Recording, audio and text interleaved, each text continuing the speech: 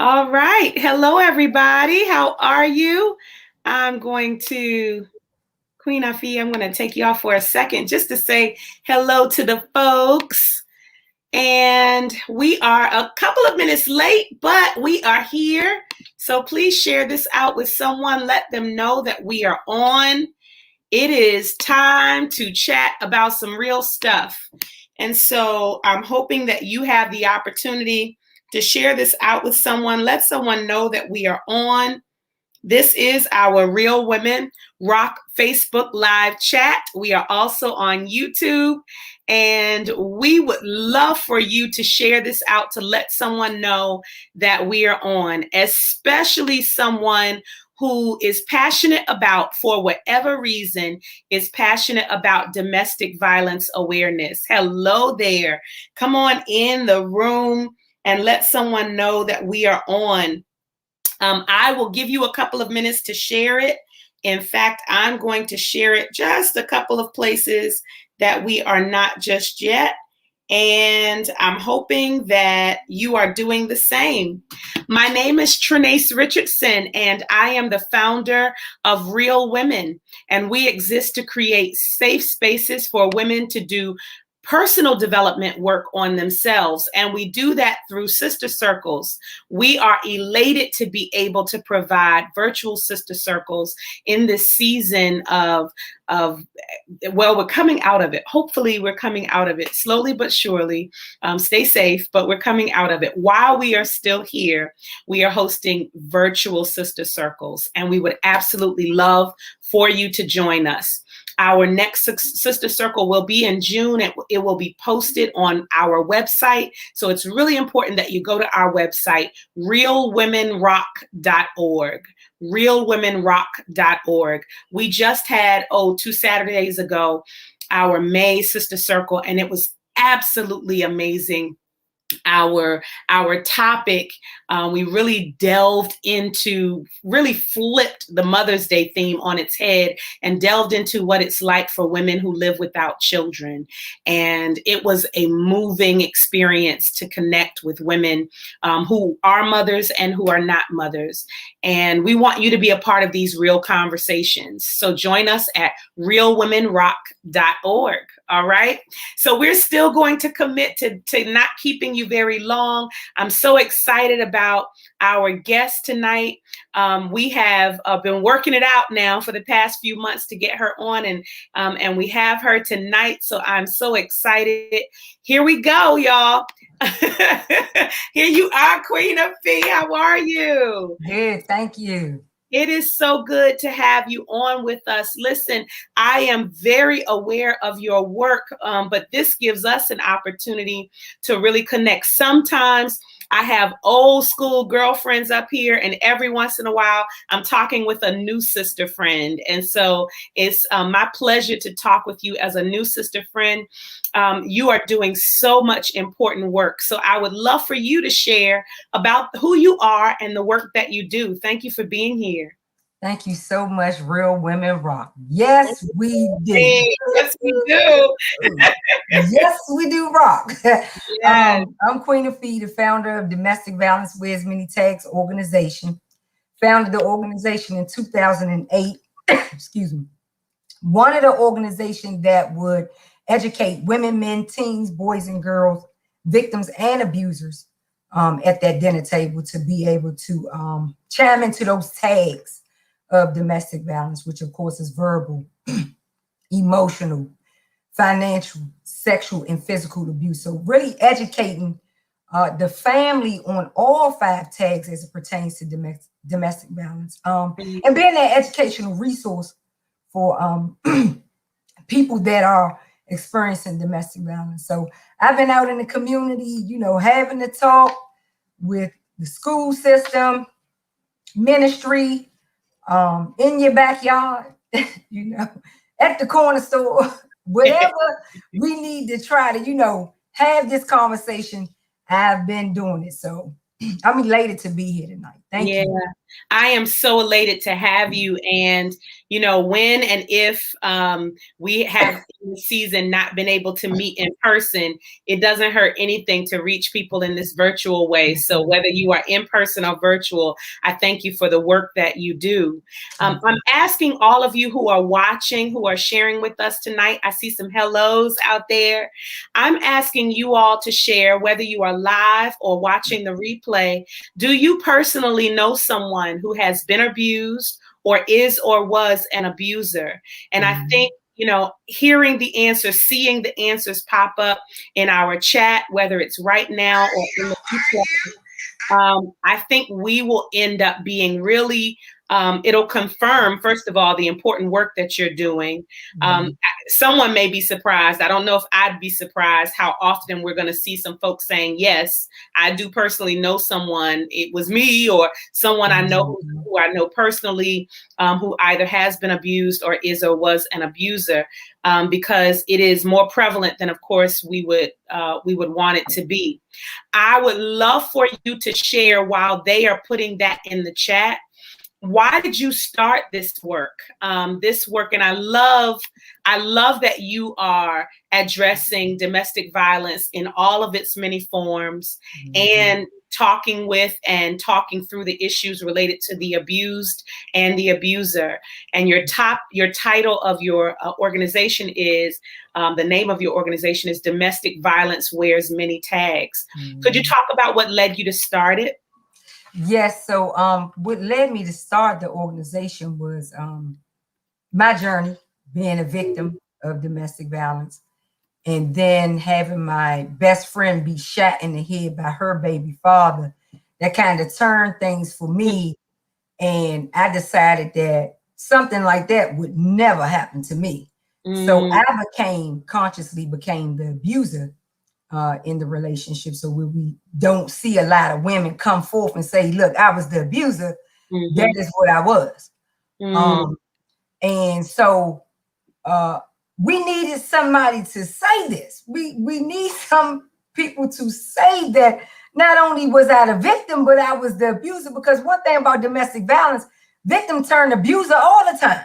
Yes. Victim turns the abuser all the time, whether you are the male victim or the female victim. Now, let me just slow you down for a second, because you are already dropping just nuggets of information that we know, but we either are afraid to admit or we just don't talk about. We don't talk about this enough. We don't make it a norm to talk about. So it happens in the shadows, and abused and abusers don't talk and don't get the help that they need. I love that you pointed out that someone who is or was abused can easily become an abuser if it's not addressed, if they don't, get the help and the support that they need. And I am just so thankful. We here at Real Women Rock, we really focus in on being transparent and vulnerable about your own journey first, because we don't believe that you can be of real help to anybody unless you're being transparent about your journey. And so the fact that you in your work put yourself out there to be vulnerable first, I think is absolutely amazing. And so I'll ask you, you can share any details you want about your experience as an abused or an abuser, but how did you come out of it is really what I'm curious to know. Like, did you have to be was there an intervention that got you out of it, or was it just you kind of, getting sick and tired of being sick and tired? How did it work for you? Well, I can't say the jail changed me, because it did not. Wow. And we would think that, lockups would help rehabilitate, this person who could be experiencing domestic violence. So it wasn't that. I'm going to have to say I started to question myself about, why the lockups was happening. Why was I out of control? What did I really deal with in terms of domestic violence? Because one thing about the court system, they didn't tell me that I was being arrested for domestic violence. They said assault with a deadly weapon. Wow. Okay? So that's more like I'm defending myself. Right. Not that I'm trying to kill my son's father. That it doesn't sound like that. Right. So in average mind and something like that, we say, okay, well, yeah, I'm gonna do whatever I gotta do to defend myself at all costs. Yeah. But once I started to question what was really going on, it stuck out that I needed to get some classes going. I need to get in school because I need to understand what's going on. Wow. So I enrolled myself in school to get my bachelor's degree in criminal justice. And yeah, that chopped up the law for me, but it didn't really help me understand my mental health. Yeah. And what that was about. So I had to go back to school to do mental health counseling. So I got my master's in that. That kind of broadened my horizons now when I'm trying to answer the question of why am I cuckoo for Cocoa Puffs? Right. That really helped me discern a lot of things in terms of language, in terms of education, in terms of putting definitions, putting titles where they belong in a mental health aspect or transformation for my life. So that did it for me questioning myself. In that, I almost killed my son. Okay, almost killed my son and could have killed anybody else who was coming across the street. But the Lord is so good. He kept my feet on that brake, so I didn't go nowhere. Yeah. And when I started coming around and really thinking about what I had done, what was it that you put your son in? I mean, because you the same mom saying you would never do nothing to hurt your children. Right. Okay, you the same mom saying that, but you sitting up there doing that. Right. And so I went to the police station, got the report to find out what I had actually done. Wow. It was so horrific to me. It was so horrific. It was at that moment that it solidified something has got to stop and change here. Wow. And I'm so grateful that your honesty and your transparency allows us to think not just about, because what you just said translates beyond the issues that someone might have with abuse, being an abuser, right? Anything that we are involved in our lives, anything that we subject ourselves to or that we actually commit, we get the opportunity to choose and say, listen, what is happening here? What's going on with me? And I love what you said. It was when you started taking these mental health and wellness classes that you started realizing your psyche, what was going on in your psyche. And so for us to really step outside of the hell or the mess or whatever we are either enduring or that we are committing, it really is going to take us to get to know what's happening inside of us. That's right. I love that you have pointed that out for us.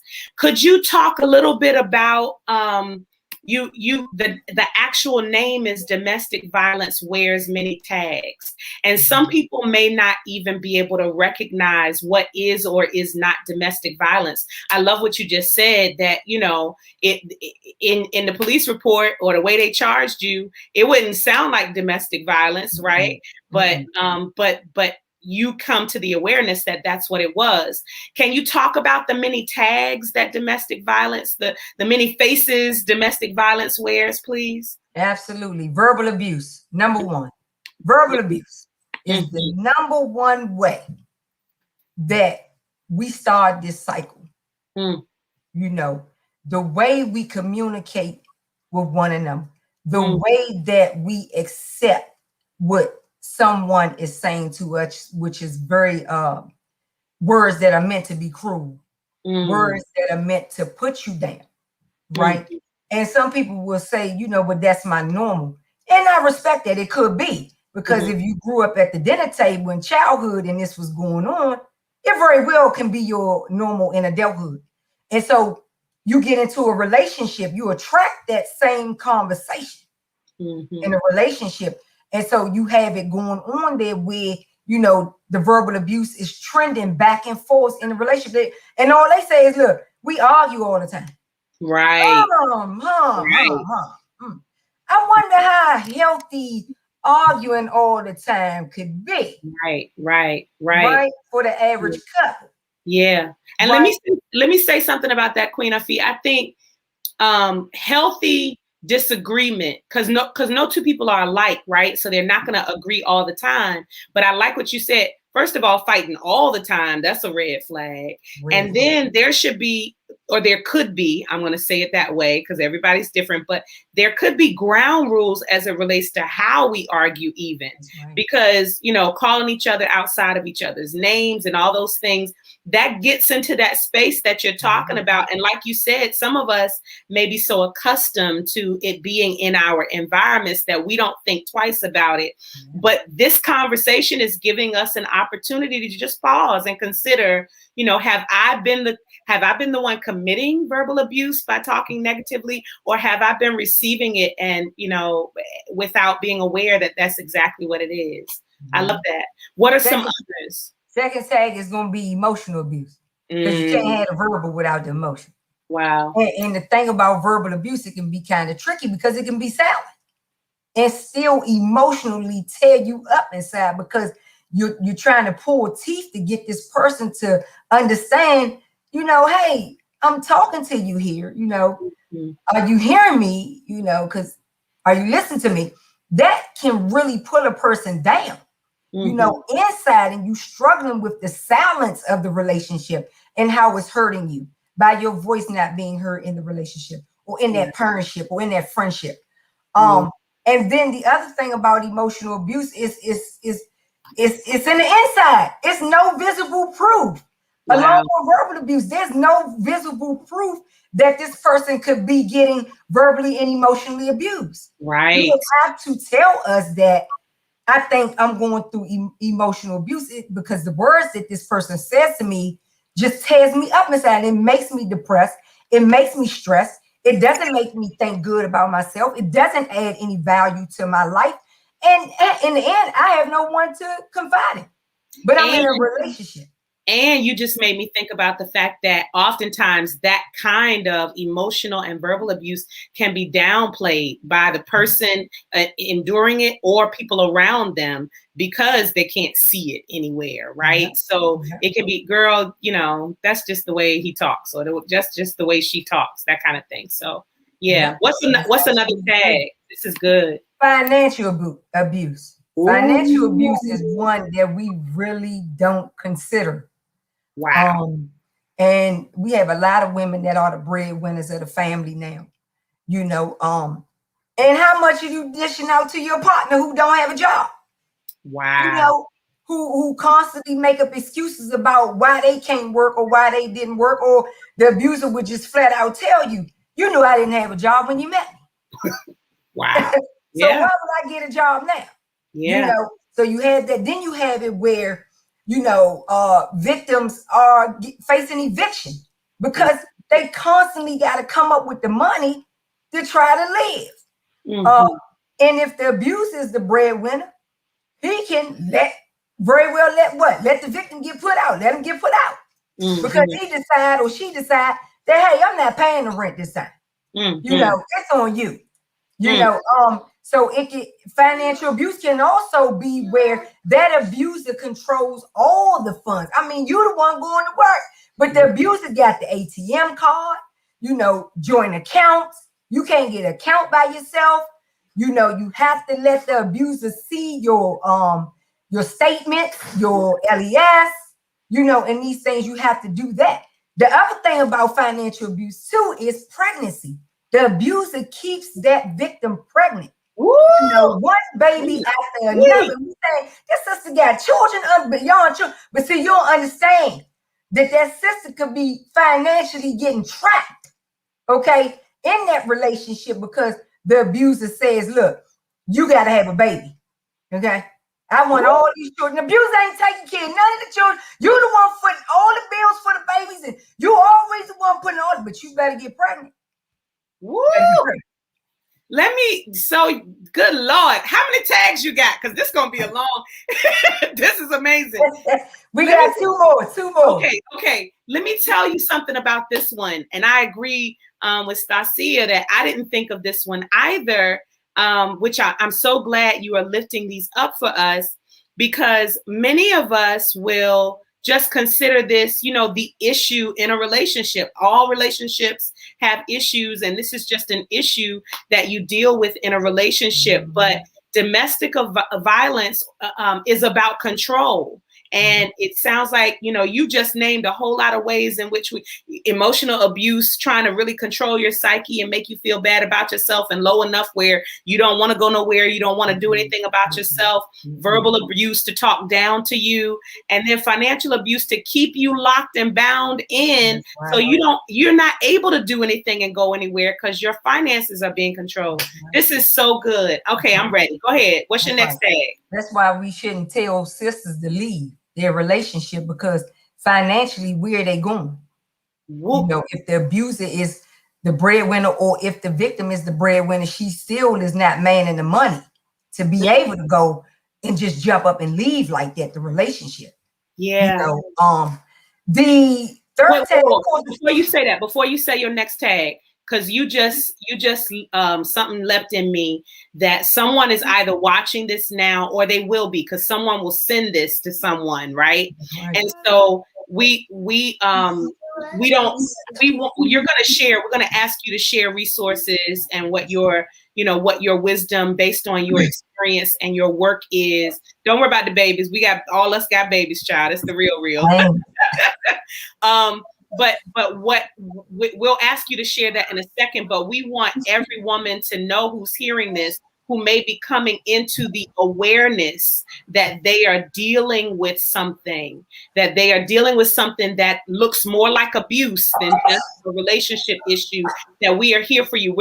This is not entertainment. We're not making light of your situation, sis. Sir. We want you to hear us and hear these tags and hear the resolve to it too. So go ahead. I'm sorry. Next tag. Sexual abuse. Okay. Sexual abuse, research says it does happen in marriages and monogamous relationships. It does happen there. And there's a handful of victims that feel like they must commit sex acts in order that they won't get strangled, in order that they won't get beat, in order to calm the abuser down. These are the things that they have to do to save their own life. In that instance, could that still be a no for them? Yes, it could still very well be a no for them in their spirit, that they feel like they're being raped, having to commit these acts. The other thing about sexual abuse is, yes, it does happen outside the home. And it starts in childhood. A lot of times it does start in childhood for that young boy or that young girl who has grown up with, you know, that person, or that mom, that dad, or that close friend, or even clergy, you know, people who are supposed to be inspirational in this child's life, is sexually molesting them. We have it where a lot of people are jumping into relationships and the children are being sexually molested in some of these things that we bring into our house. Okay, we got to pay attention to that, because it is damaging the very souls of young boys and girls who are suffering for this. The other thing about sexual abuse that we don't think about is child-on-child sexual abuse. We tell children what to do when an adult is doing it, but what about if it's another child that is doing it to the child? And it's not just, they're exploring body parts. It's called good touch, bad touch. And it's called that, you know, it can happen to a little girl and another child can do it. It can happen to a boy and it could be another boy doing it to him. You know, so we got to make sure that when we talking about this tag in likes of the household, that we are explaining that these are the ramifications of sexual abuse. That is so good. That is so good. If that woman say that she was raped in her marriage, who are you to say that she wasn't? Right. You know, if that man say that he feel like he was raped in that marriage or in that relationship, who are you to say that he wasn't? Because we do have a lot of men that are prostituting themselves, ending up in trafficking, just like our young girls, because of sexual abuse. Let me tell you something here. I mean, in just right where you sit, you don't have to put it in the chat, but if you're watching now or you're watching the replay, raise your hand if you were molested, if you were raped, if you were touched inappropriately by somebody who was in authority, somebody you knew, somebody you didn't know, somebody you were dating, somebody you were married to. I dare say that so many of us have had that experience that, you know, we just don't talk about it openly and we don't give it enough credence. Like we don't put enough, and you're right, it happens to men as well as women. It's not just women, it happens to. And so I'm so glad you are lifting up these tags.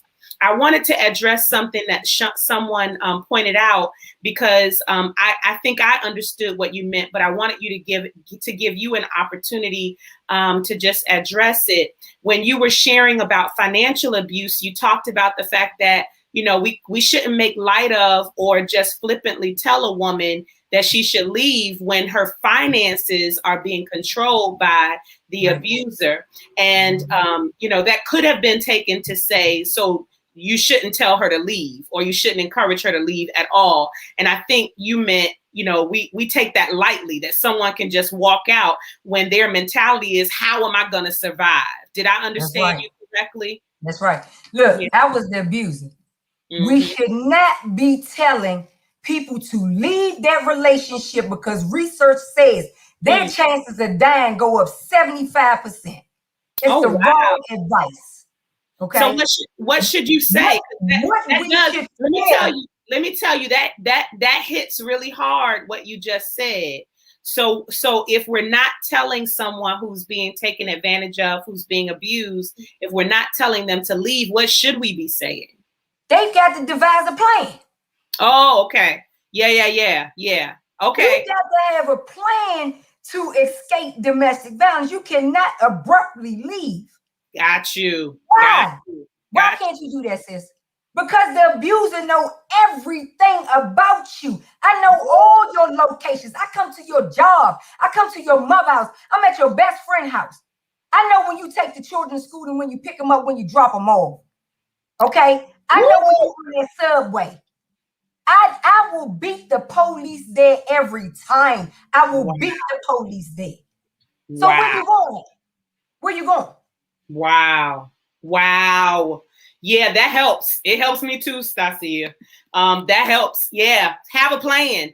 And so unless you're going to be helping devise the plan, just, yeah, I'm with you. I know where the shelters are at. Yeah. And there's no security in that shelter to stop me from strangling my baby mother if I want to coming out that shelter. There's nothing for me to do that. There's no police in these shelters. Wow. I was the abuser. Okay? Yeah. So thank you. Listen, y'all, this is the video you want to send to somebody who is dealing with some stuff, because we are not just talking to someone who has just endured abuse, and there's no just about that, who has endured abuse, but who has been the abuser and is being fully transparent about what you need to know as you prepare to leave so that you can save your own life. I love this. So give us the last tag. Physical abuse. Physical abuse is the last tag, because the thing about the abuse is what we do is we want to be in the psyche of the victim, in their mind, in their emotional, in their feeling. So they constantly thinking about what my next move is going to be and what they got to do to keep me happy. Okay. They don't budge unless I say so. So if the victim is saying, I can't do this right now, she cannot or he cannot do that right now. Okay. You can't be in the ed, oh, and he this and he that and he that, because the abuse is always going to come back. I'm sorry, the victim will always come back and tell me what you're saying. You know, so we got to be very careful in terms of when we're educating victims to leave that relationship. Okay, because I'm in the brain of that victim. Woo. They're going to listen to me first before they listen to you. Okay. And so physical abuse, I don't want to hit you. I don't want to hit you if I don't have to. But if I have to, I will. Okay. And if I've already told you I was going to kill you, so there may come a time where I have to really do that. Wow. Okay. Because I feel like you're not listening to what I'm saying. I feel like, you know, people done got into your mind. They didn't cause you to say things, and they have caused you to leave and come back. The thing about the leave and coming back, very deadly to do. Woo! It puts you in a deadly bracket with the abuser because I can't trust you now. So Wow. I'm on fire. So because I know you have the propensity to leave. So yep. I'm not going to give you that chance the next go That's round. Right. Wow. That's right. Woo! This is so and you good. know, research say it take a woman 7 times before she actually leaves. I don't know about that. But that's what they say. But what I do know is that a lot of women and men toy with the going back and forth. It's not a thing to toy with. You stay there until you can devise a plan in secret to get out that relationship and never return. Woo! Okay. I need a minute. I need a minute too. Let me just help y'all know something. This is something that needs to be shared because what we're about to do now, before we wrap up, I would love for you to share what your resources are, what you would advise, QueenAfi. You know, what we're talking right now to a woman who is dealing with it, a man who is dealing with it. What should they do? What resources are available to them? And then after that, I'd love for you to share anything that you have going on that you would love for us to know about, or maybe they're one and the same. But please share. We now have the attention of I believe anyone listening to this who, and you know what? I was just about to say who is abused, but also the abuser. You may even have some words for the abuser. I just want to give you the floor to share the what next. Definitely. In my highways and byways of having this conversation with the community, my daughter was murdered, shot in the head, June 30th, 2016. I knew the victim. I knew the abuser straight up in my daughter's relationship. I knew it because it was me, so I could relate to what my daughter was going through at the time she was murdered. I never told my daughter to leave her relationship. I never told my daughter to, you know, just don't talk to him anymore. I never told my daughter those things. I wanted her to understand the behavior and what she was actually dealing with, and that, you know, if you want to lead a relationship, you have to be done. You have to be done. It has to be where you're saying no more, and you're willing to do whatever it takes to never return to that relationship. But of course, you know, victims make their own choice to go back. My daughter went back and she's dead. Yeah. Okay. So we got to be very careful on how we coach that victim to be able to get out their relationship. We really do need him or her to devise a plan to get out the relationship. You can call the 1-800-799-SAFE hotline, which is available to give you your current resources in your state. Okay, so that's just going to tell you. Say the number one more time, QueenAfi. 1-800-799-SAFE. Okay, that's going to provide you the resources that are in your state. Should be current resources running in your state to be able to help you with, you know, your questions and things that you have concerning your plan that you want to devise. Okay. Also, you want to be in a space where you got some type of finances that the abuser maybe don't know about. You know, how can you save that money where the abuser can't track it? Because remember now, I know everything you doing. Don't you think for 1 second, I don't know what you doing. Okay. That's the male abuser and the female abuser. Okay. So how can you save those funds? You know, how can you pack that bag and get that stuff out of there when the abuser has no clue what you're doing? You know, how can you reach out for help? And you can't do a lot of things on your browsers because the abuser is tracking the computers all day long. They make that readily available for us to be able to track the victim through the computer, through your phone, through the network. Okay, so you have to be very careful about who you're talking to, what numbers you're dialing, and who you're dialing them for, or what you're dialing them for. Okay, so we gotta, in order for that victim to really decide that he or she wants to go, you must devise a plan. Child, I'm trying to type fast because this is good to me. And I believe you are helping, like for real, helping somebody. And is there anything that you could say to an abuser as it relates to, I mean, literally just talking to the person, the man or the woman who is the abuser? Yeah, we're not going to end domestic violence until we start educating abusers. We're not going to end it. The abuser needs help too, which is one of my primary things in this conversation, that we must include them in the conversation, because somebody like the abusers can give you the information that I'm giving you today, so that victims know that what I'm dealing with is something very seriously, and it's not just a place where I can just leave unless you got some money and you planning on never returning to the relationship. Do you? But if you're doing the back and forth things and you in the middle, even the abuser, you got to step up to the plate and say, you know what? No more of me doing this to somebody, because it's not helping the victim, and it's sure not helping the abuse. It's not helping you, and it's not helping the children, because all we're teaching the children to do is be victims and abusers. Okay, so the victim and the abuser need to come forth and say, I need help. And check this out. Nobody don't have to know that you want help. You can reach out in secret and get that help that you need. Nobody has to know this, okay? That me as a victim or me as an abuser, I want to talk to somebody. I want to start talking to somebody in secret and start really understanding what I'm actually dealing with here. Because a lot of times the victim and the abuser are so programmed, they're not thinking in their right mind. They're unconsciously acting in something like domestic violence. So you need help to really understand consciously, what am I actually dealing with here in terms of the conversation? That's going to be the victim and the abuser. They both need help.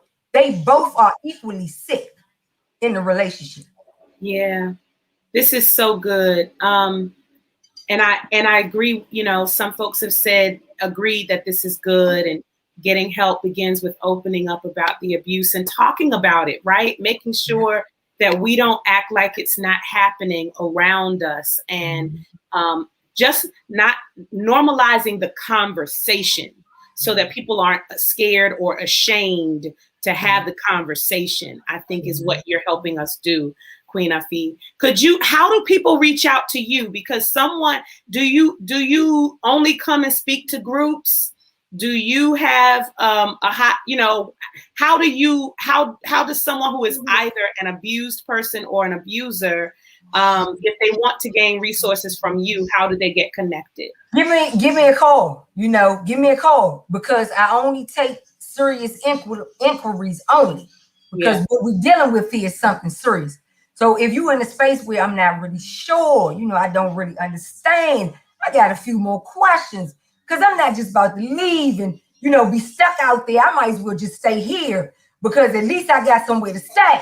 Those are all the things that plays on your mind when you're a victim and or an abuse. And abusers really don't have no one to reach out to and say, I want help. And we're talking about from a preventative perspective. Prevention, right? Prevention is what we got to start doing in terms of domestic violence. So you are welcome to reach out to me in secret, victims and abusers. And, just ask those questions. If it's something on your heart, you're not really sure, you need a little more. Don't be afraid to reach out and say, you know what, Queen, I think I'm the abuser. I think I'm the victim. I never connected this with my childhood. I didn't even understand that it started there. That this abuser that I'm with is not even my first abuser. I had multiple abusers before I got here.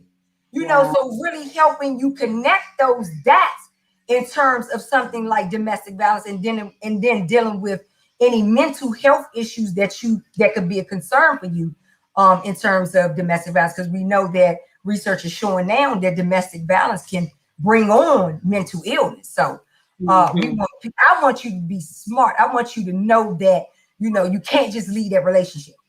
You know, Right. we have Right. to be smart because I want you to get out safe and I want you to live. So feel free to reach out to me at 202-821-8933. Once again, I only do say it one more time. 202-821-8933. I only do serious inquiries only. Okay. And everything that I do with this conversation is in secret because it is a deadly conversation. I was abused. It's deadly for you to reach out to me to outright say to your abuser, oh, I talked to QueenAfi and she said, and no. Everything that we do has got to be a secret. Yeah. Let me make sure I have the 202-821-8933. Did I get it right? 821-8933? Yes, ma'am. Okay. And I want to point out, I'm about to let you go because I know I've kept you a little longer, but this was just right. That QueenAfi can be reached on social media. She has social media pages. She's got Twitter. She's got Facebook. Are you on Instagram as well? Type in your Google search DVWMT. Everything's going to come up. Yep. Domestic violence wears many tags. Type it in and it'll bring me up and bring everything up about the organization. Yes. So please, please, please, you all share this with somebody who needs to see it on either side of it, right? This has been absolutely amazing. Thank you. It's been worth the wait, QueenAfi. Thank you so much for being here. And we will be in touch with you again because we need to keep having this conversation. Thank you so much.